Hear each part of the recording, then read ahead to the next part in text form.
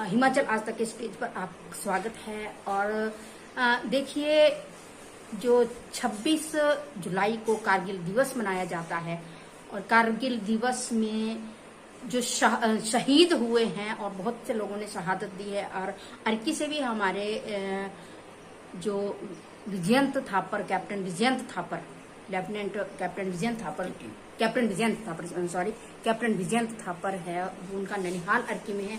और इस समय हमारे साथ जुड़े हैं कैप्टन पद्मदेव ठाकुर जी। और इन्होंने जो कारगिल युद्ध है वो लड़ा है। हम उनसे जानेंगे उनके कैसे अनुभव रहे हैं और किस प्रकार जो ये लड़ाई जब लगती है तो किस प्रकार से ये लोग वहां पर जो सरहद पर वो किस प्रकार महसूस करते हैं और क्या क्या इनके लिए कमियां होती हैं और कैसे अनुभव रहे हैं।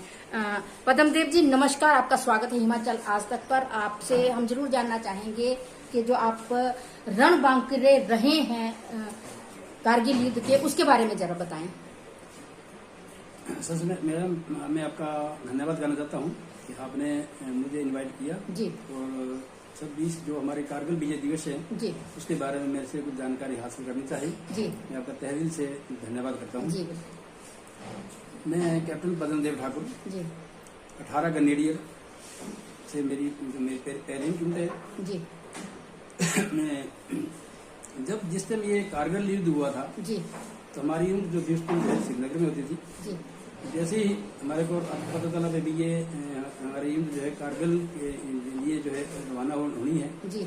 तो उस टाइम सभी ने अपने बोरबिस्तर बांध करके गाड़ी में बैठ कर निकल गए थे। जी। आपको जब कैसा महसूस हुआ था जब आपको पता लगा था कि आपकी ड्यूटी है, जो आप जा रहे हैं वो कारगिल जा रहे हैं, युद्ध के मैदान में आप जा रहे हैं, तो कैसा आपको महसूस हुआ था? देखो जी, पहले तो मतलब हमारे आर्मी में जो कोई भी लोग होते हैं ना, उनको कोई डरने की जरूरत नहीं होती है, क्योंकि ट्रेनिंग ऐसी होती है कि जो भी सिखाया जाता है पहले से भाई जब लड़ाई के लिए गए हैं। हमारी भर्ती जो आर्मी की होती है वो लड़ाई के लिए होती है जी। और बाकी इसमें तो डरने की बात नहीं होती है। और दिल तो खैर हमेशा दर्द तो दिल के जैसे लगती है कि चलो भी क्या पता नहीं क्या होना है, पर हमारा जो हौसला होता है वो देश के प्रति होता है और हम उसके अंदर कभी हिचकिचाहट नहीं करते। जब जैसे वहां चले तो हम तो रात को वहां पहुंचे, तो जैसे हमारा 2 जून को हमने ये कार्रवाई शुरू की थी। जो हमारा तोलोलिंग हमारा टास्क मिला था कि तोलोलिंग को अपने फतेह करना। तो जैसे ही तोलोलिंग के लिए चढ़ते, तोलोलिंग बहुत हाइट है जी। उसके बाद ऊपर उसमें बैठा हुआ है और हम नीचे हैं जी। तो ऊपर पत्थर मारते थे तो भी मतलब हमारे लिए काफी नुकसान होता था जी। तो फिर भी हमने अपना हमारी यूनिट ने हमारा जो ठाकुर शाल ठाकुर जी है जी। उस टाइम हमारे सीए होते थे, कर्नल, अभी नाउ ब्रिगेडियर से रिटायर है।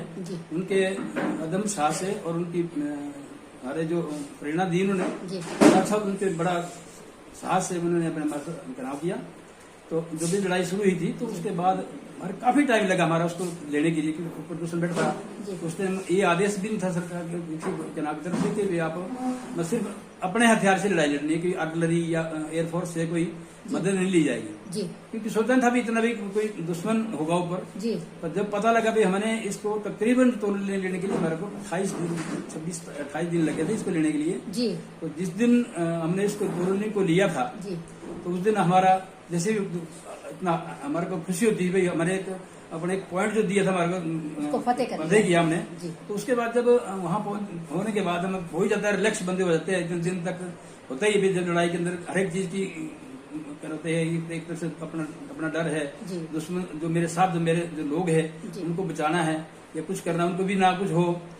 तो उस दिन अपने बैठे हुए तो अचानक दुश्मन ने ऊपर से हमारे ऊपर सेलिंग कर दी और उस दिन ही हमारे 2 अफसर और 2 जेसीओ और हमारे 14 अदर रैंक जो है हमारे शहीद हो गए थे उस दौरान ही। तब उस दौरान बड़ा दुख हुआ, बहुत ही अच्छा, बहुत गंदा महसूस हुआ। तो चलो क्या करें, तो अपने देश की सीमाओं की रक्षा के लिए तो हमें अपने अगर प्राणों की भी जान देनी पड़े तो उसमें कोई हमें हिचकिचाहट नहीं होती।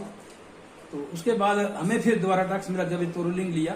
उसके बाद 2 राजपूताना राइफल भी वहाँ जो कैप्टन विजय थापर थे वो उस दिन शहीद हुए थे, वो भी हमारे साथ लड़ाई में शामिल हुए। तो उसके बाद फिर हमने हमारे को ये 1 जुलाई को हमारे को ये टास्क मिला कि आप जो है अभी जो हम पे और टाइगर हिल के ऊपर आपने इसको लेना है, आपने टाइगर हिल गिरी जो सबसे ही मेन था जी। तोलोलिंग के बाद जो था ये टाइगर हिल सबसे ही मेन था कि उसको लेना है जी। ये तक से हमारा 18 ग्रेनेड की मिला था। तो हमारे 18 ग्रेनेड के घातक प्लाटून प्लस पूरी डेल्टा कंपनी सारी उसमें थे जी। तो जब भी वहां गए तो वहां देखा भी वहां से ऊपर कुछ ऐसा हुआ कि रात के समय था जी। जो 3 जुलाई और 4 जुलाई की रात को जी।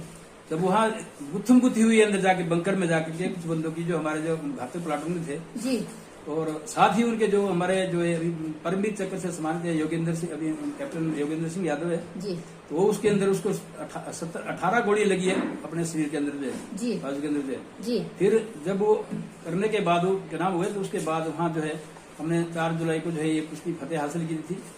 7 तारीख को जो पूरा जो कारगिल जो युद्ध था वो जीत लिया था। 7 तारीख को पूरा वहीं जो सब खत्म किया था, परंतु इसको जो घोषणा दी थी पूरा सभी जो 4 सेक्टर थे वहाँ 4 सेक्टर की लड़ाई चुनाव करके 26 जुलाई को उसकी जो है युद्ध की घोषणा ये इसकी जो है युद्ध विराम की घोषणा कर दी गई थी। तो आज भी इसको कारगिल विजय दिवस के नाम से मनाया जाता है।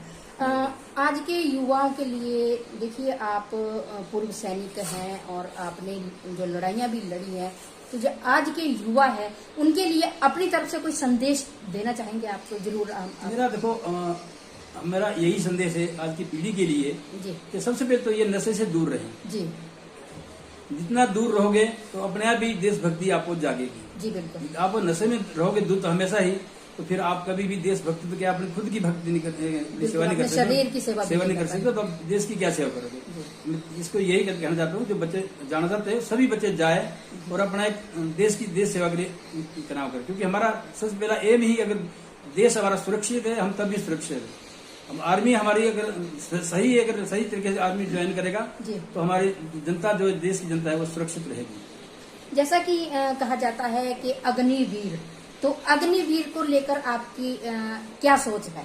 अग्निवीर जो एक हमारा जो ये अग्निवीर देश की सेवा चलाई है बड़ी सोच समझ के बनाई गई है। इसमें कोई चीज नहीं है परंतु इसे बाद में बीच में कोई पॉलिटिकल कर देते हैं ये थोड़ा सा गलत हो जाता है क्योंकि बहुत से देश ऐसे हैं जिनके अंदर जो है ये परंपरा है कि हर चाहे वो चपरासी बने चाहे वो IAS अफसर बने चाहे बने वो हमारा नेता लोग बने चाहे अभिनेता लोग बने एक बार आर्मी के अंदर 5 साल रहे उसके बाद आकर के वो उनके लिए यहाँ पोस्ट होनी चाहिए। ये आपको सरकार से इसको होनी चाहिए या आकर के आप बोलो जो वहाँ चौकीदार लग जाओ वहाँ फलाना लग जाओ वो चीजें नहीं होनी चाहिए। मतलब देश प्रेम के लिए आपको ये चीजें करनी चाहिए और ये देश तभी सुधरेगा और तभी ये कभी भी कल गृह युद्ध होता है तो इसके अंदर ये हमारे अग्निवीर भी काम के लिए ही आ सकते हैं आएंगे। ये इसके लिए इनको ट्रेनिंग दी जाती है जब 5 साल ट्रेनिंग करके आएगा तो अग्निवीर भी जब आपत्ति आएगी तो अब जो हमारे जो सैनिक है जो तो बॉर्डर पे चले जाएंगे आगे देश की अपनी सरहद के ऊपर चल जाएंगे परंतु हमारे जो पीछे जो गृह युद्ध है उसको निपटाने के लिए हमारे जो ये अग्निवीर है वो काम आते हैं। बहुत बहुत धन्यवाद आपका कैप्टन पदम देव ठाकुर जी। आपसे आज मिलकर बहुत अच्छा लगा और बहुत अच्छी आपने बात कही है चाहे युवाओं को लेकर कही हो चाहे देश के प्रति कही हो। आपका बहुत बहुत धन्यवाद। देखिए अभी एक मुलाकात पदम देव से हमारी कैप्टन पदम देव ठाकुर जी से हुई है और इन्होंने बहुत अच्छी बातें जो बताई हैं देश के लिए जिन्होंने शहादत दी है